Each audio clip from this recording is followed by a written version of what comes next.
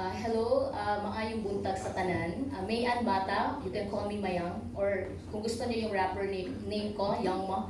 Baliktad lang Mayang. I'm a professor of applied mathematics ng College of Science and Mathematics sa UP Mindanao. Ako ay tubong Davao, so Bisaya kay kong dako.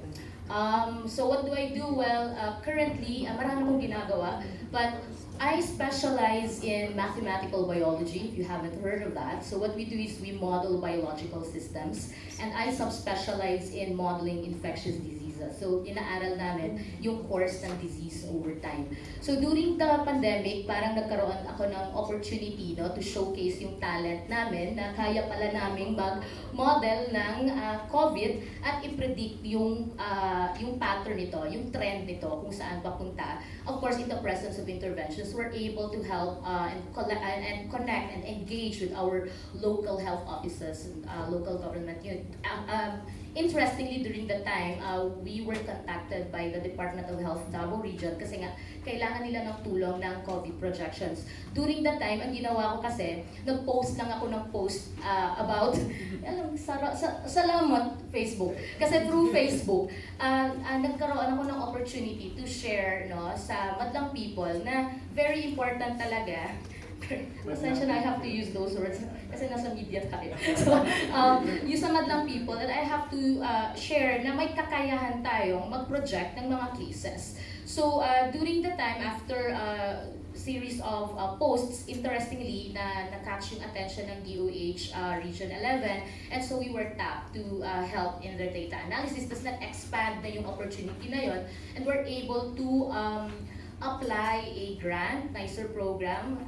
Former Secretary Fortunato Del Peña rin yung nag-approve ng time na yun. Sabi nga niya, kasi mukhang chop suey yung aming proposal po na Center for Applied Modeling, Data Analytics, and Bioinformatics for Decision Support Systems in Health. Di ba napakahaba?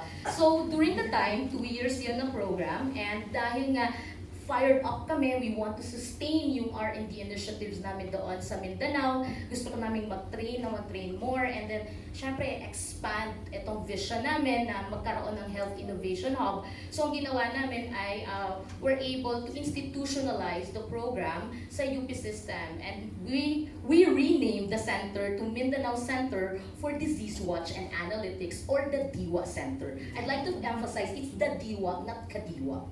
So anyway, so now I'm currently the center director of that center, and we're expanding on more diseases. We're actually enhancing the Disease Watch and Analytics app. Ito ay parang one-stop shop na app where you can check all those different diseases. May parang repo on different disease patterns, trends, spatial temporal distribution, all those sorts of stuff.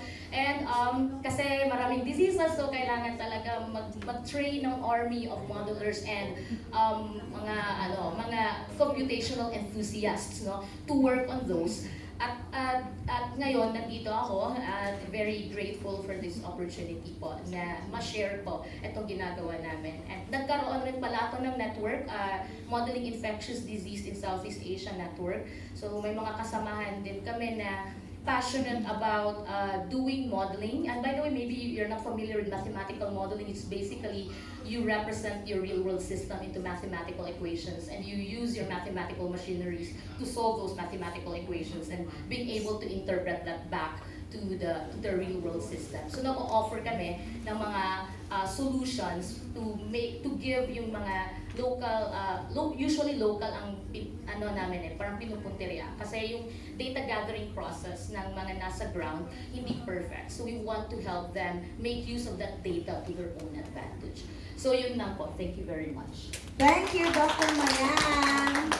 Bili ka naman ng short sample nung binigay mo sa amin sa relation.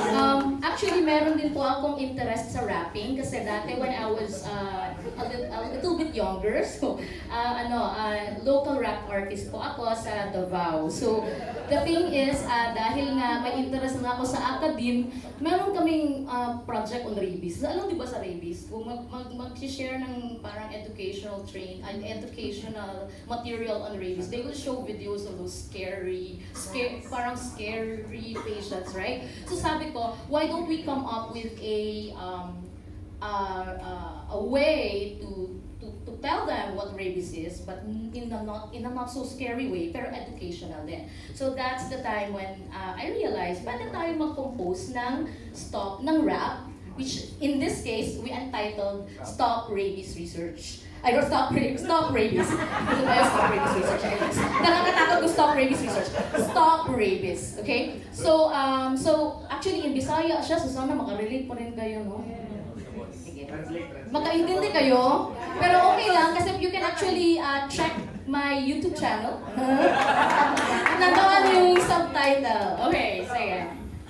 I'm gonna go for the first verse if it's that okay. Sure. Una sa tanan, dapat ninyong masabtan ang kining sakit nga gikan sakit pinaakan sa hayop nga sama sa iro na buang kung ikaw matugod.